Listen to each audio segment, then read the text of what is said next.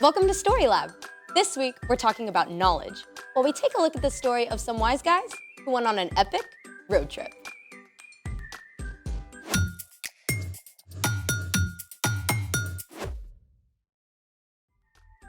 Hey, I'm Skylar. And I'm Sebastian. We're talking about knowledge, which is learning something new so you can be better at whatever you do. I want to know what's in this box. So do I. You mean you didn't wrap it? Nope, it's a leftover gift I forgot about. There's no "from" on the gift tag. Yeah, I don't know who left it. So open it already. What? I want to see if I can gain some knowledge about what's inside without opening it. Wait, there's a word for that. Forensics. Forensics are scientific tests or techniques used in connection with the detection of crime. Wait, this isn't a crime scene. But it is a mystery. Where do we start? Well, I'm gonna start gaining knowledge about what's inside by using my eyes. It's wrapped perfectly, and the handwriting is kinda swirly. So it's from a girl. That doesn't mean it's from a girl. Handwriting challenge!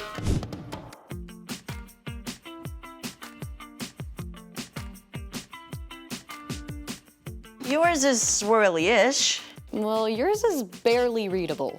That's true. What's next? Next, I'm gonna gain knowledge with my ears. Aha! What rattles like that? Maracas, birdseed. Snakes?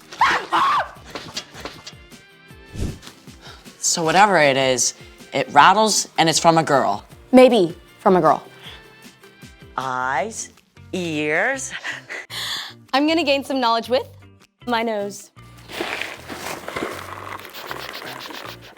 Wait. I'm getting something.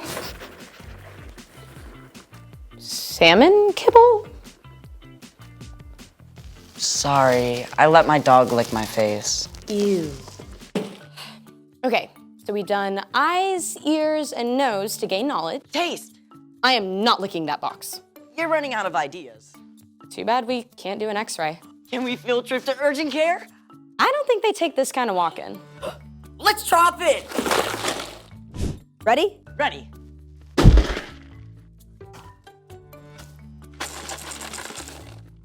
Same rattle as before.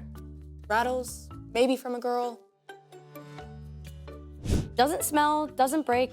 What's next in our search for knowledge? Heat it. Heat it? What's that gonna do? I don't know. I think it's time to up our experiment game. And I think it's time for... The story before the story. Today, we're in the first book of the New Testament, Matthew. But before Matthew, in the very beginning, out of deep love, God made an amazing world. But when people turned away from God, the world was broken. God made a plan to draw people back to relationship. So at the right time, God sent a tiny baby to be born in the small town of Bethlehem, God's very own son, Jesus. Which is where our story starts. Take it away. Hey, Erica. Hey y'all! So, we don't exactly know how the wise men discovered what the star meant. Look at that new star rising in the west. It's so bright. Surely it means something. But they may have known about Daniel, who had been taken as a captive from Jerusalem to Babylon hundreds of years before. Daniel had been an advisor to the king and would have shared the Jewish scriptures and promises from God with his fellow advisors. Look here. In the Jewish scroll of Numbers, A star will come from among the people of Jacob.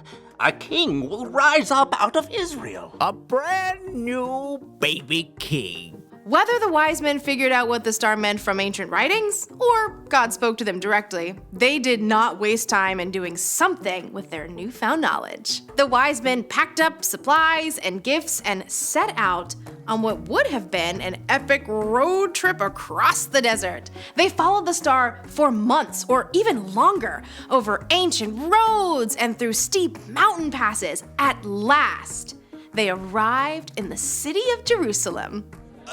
where is the child who has been born to be King of the Jews? We saw his star when it rose. Now we've come to worship him. Word of these exotic visitors quickly made its way to King Herod at the palace. Now, Herod had been appointed ruler of Judea by Roman Caesar, but the position was not secure. The last thing he wanted was some upstart new king to challenge him. So he called for the Jewish priests and teachers of the law. Where's this Jewish Messiah supposed to be born? In Bethlehem. How do you know? The prophet Micah, your majesty. He says, "But you, Bethlehem in the land of Judah, are certainly not the least important among the towns of Judah. A ruler will come out of you. He will rule my people Israel like a shepherd." Oh, well, I see. Have these, wise men come see me, huh? Keep it on the down low.